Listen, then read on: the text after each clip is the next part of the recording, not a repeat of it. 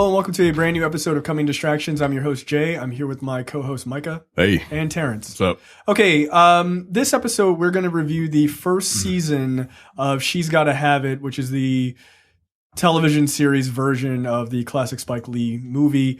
This was directed by Spike Lee, the entire series, and written by a number of people that Spike Lee brought in. Obviously, this story has to do with a polyamorous black woman and the three men that she's dating or sleeping with, and sort of her life balancing that and what that sort of lifestyle brings and means.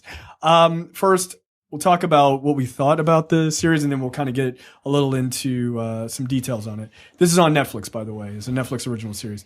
Michael, what did you think? I thought it was good. I thought it was very good. Performances were spot on all the way around, particularly from the lead actress, who I thought was, yes, who I thought was very good at what she does, and what she does is very nice. Full of a colorful cast of characters. The show is very Spike Lee-ish.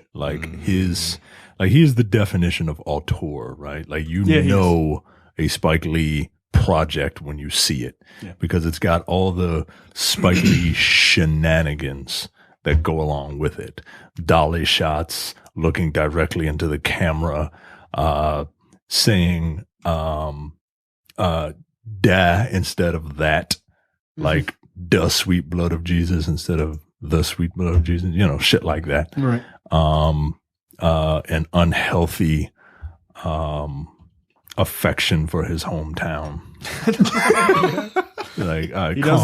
He does love Brooklyn. Yeah, calm down. Like Brooklyn is full of white people now. Why do you love it as much? He misses the old days. Apparently. But if you can get past all the Spike Lee isms and the Spike Lee-ness of it all, I think it's a solid show. It's a solid show starring an archetype that is never seen anywhere. Just a sex-positive, polyamorous, LGBTQRSTUVWXYZ person, right, who happens to be a black woman. Yeah. No, that's fair. I really enjoyed it. So I actually thought it was very good. I didn't mind, it's Spike Lee, so you know where you're going to get, right? You get all those sort of tropes. I'm never really super put off by those things. I generally like Spike Lee's work, although he's certainly had a couple that I thought were less than great. What I took away from it is, I thought the performances were very good. I like the writing. Look, I'm not a polyamorous person, so I don't pretend to be able to speak 100% from that perspective and say, oh, this is correct or this isn't correct. So I have no idea. But I thought the way they handled it, I thought was pretty respectful. I didn't think they just kind of made a show of a chick with a bunch of dudes. I thought they had a lot more to say. But at the same time, I don't know if it, I feel like these kind of characters in series will always get the pushback of it's not done right just because it's complex. No matter what. It will never be seen as yep, that was correct. It just par for the course. Yeah, because people are different, which is why this character needs to be an archetype, because it is something to base this type of person on. Because right. The problem is people don't see it as we see other characters, which I guess is just par for the course just because of our society. But when they show black people, they are not supposed to represent all black people. They're supposed to just be black who happen to be whatever archetype, right? You don't have to be the gay black stereotype in all these exact ways. That's not how humans are, one person to another. So I did enjoy that. I thought it was interesting.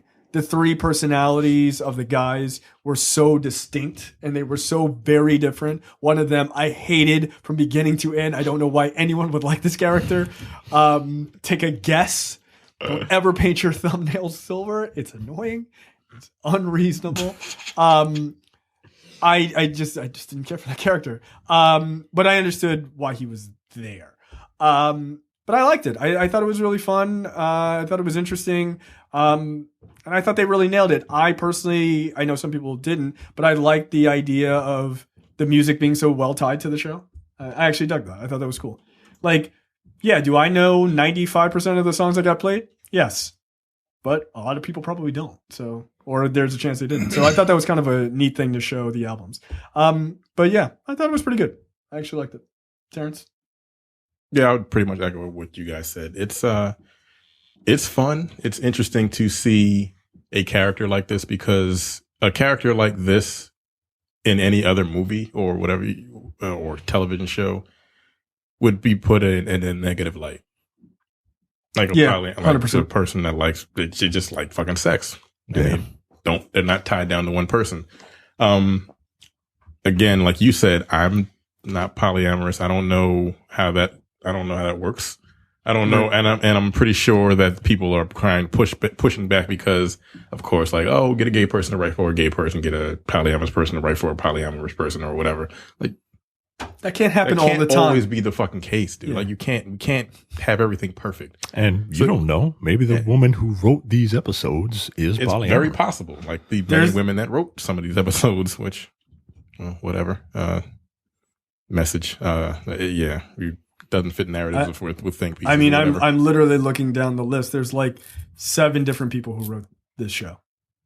And I think the majority of like the executive of the producers are like women in this show. Yeah, I remember, it's a heavily woman-based show. So that's a good thing. It's You very good. kind of have to be, right? Like, it kind of has to be that. You got to lean on it. Because the last time Spike Lee wrote a movie like this, it was He Hate Me or She Hate Me, right? No. Yeah, that movie was ridiculous. I consulted with lesbians. No, you didn't. No, you didn't. You didn't. That show was offensive. But the acting was good. Nola, good Lord, she's fine.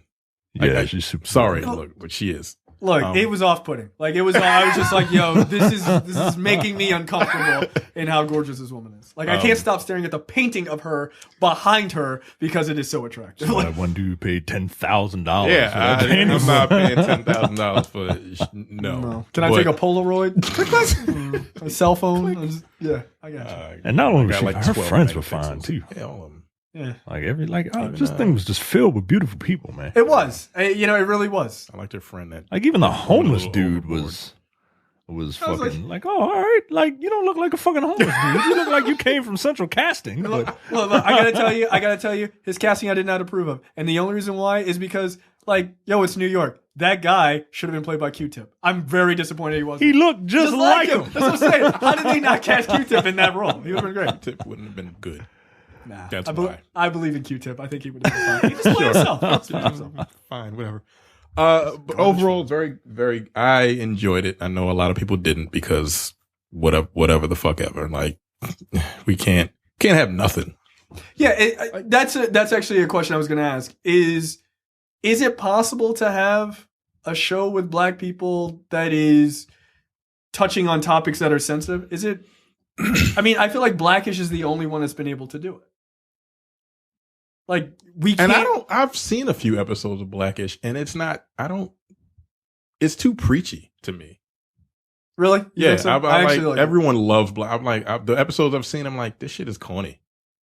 It's kind of meant to be that. Yeah, I don't like it's, that. Right, They're the this new is not for me. Cosbys. Yeah, they're the new That Cosbys. show is not for me. Like, I'm black. I already know. so I'm one of the few people that probably don't like Blackish. I don't know, whatever. I mean, can't we just not have anything without some nigga complaining about some shit? No. I mean, that's basically what I was saying. I'm joking, but like the argument could be said that, yeah, we don't can have have anything. that. We can have that. We can have a show like She's Gotta Have It.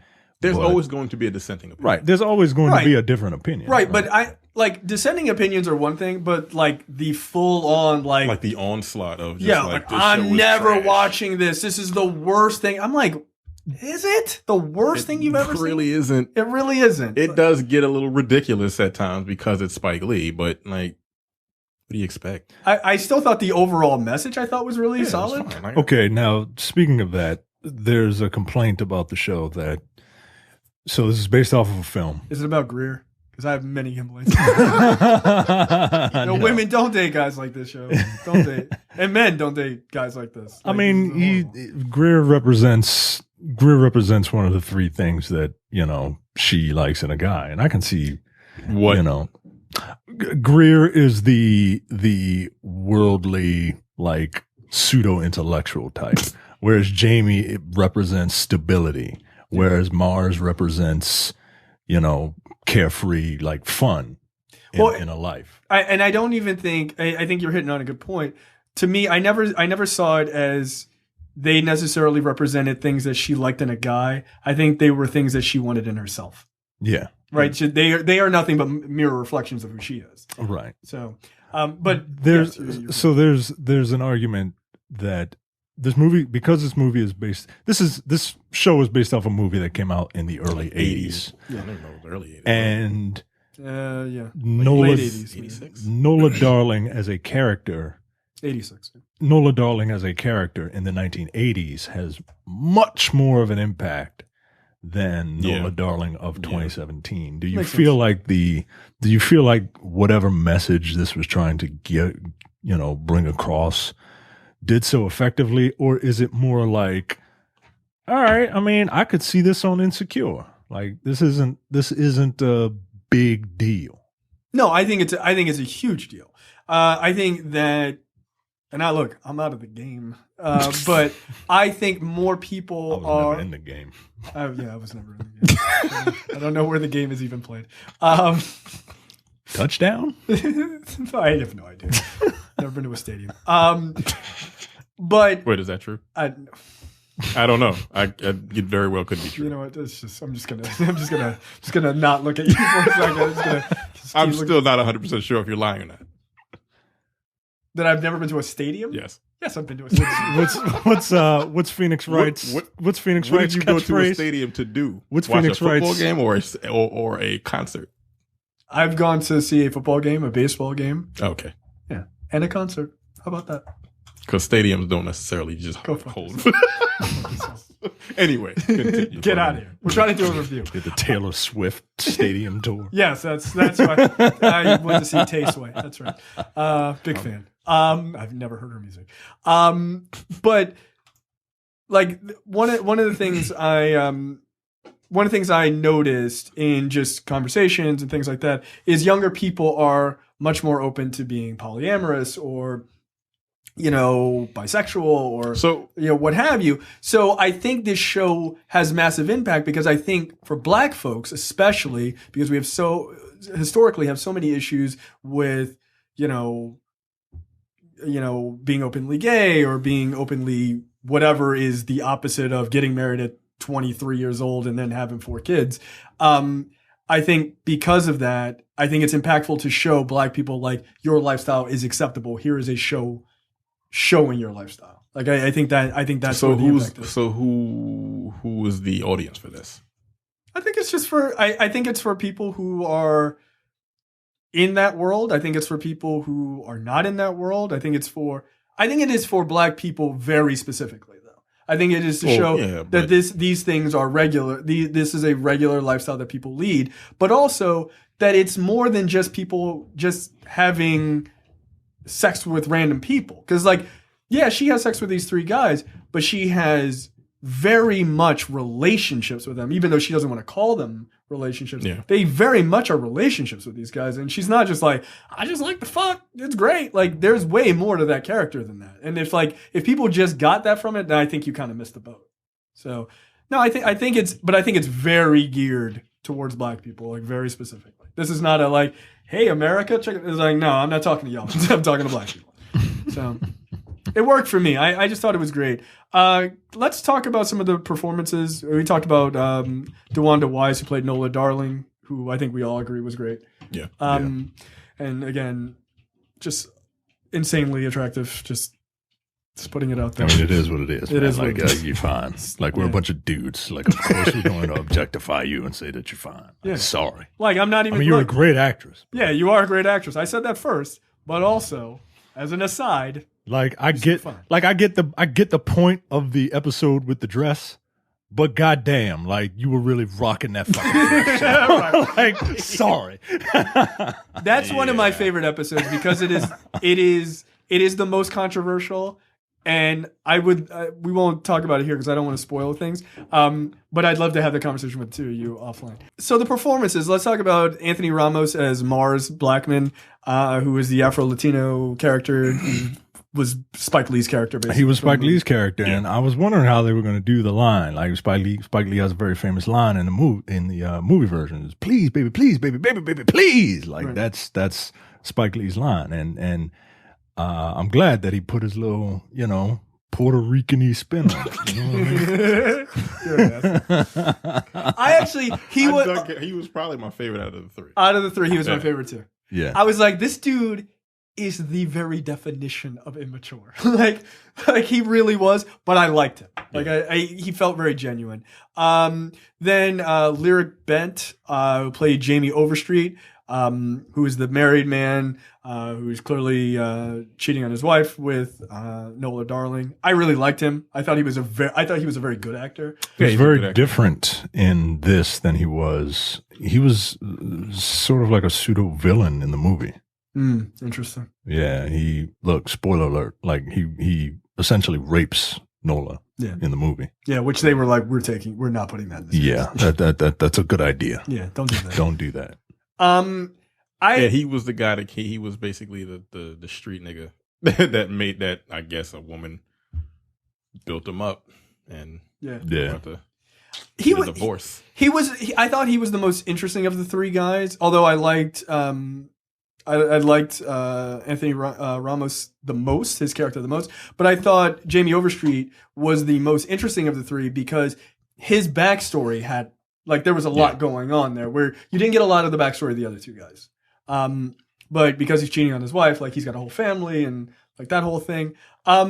Also, like, if that dude, what's the name of any of those products like for black dudes with like to darken black dudes' hair or whatever? S-Girl and shit like that? No, just like the 50-year-old black dudes, like, it's like just for men. Yeah, but it's like for black men. Like they have a specific brand, like, just for niggas.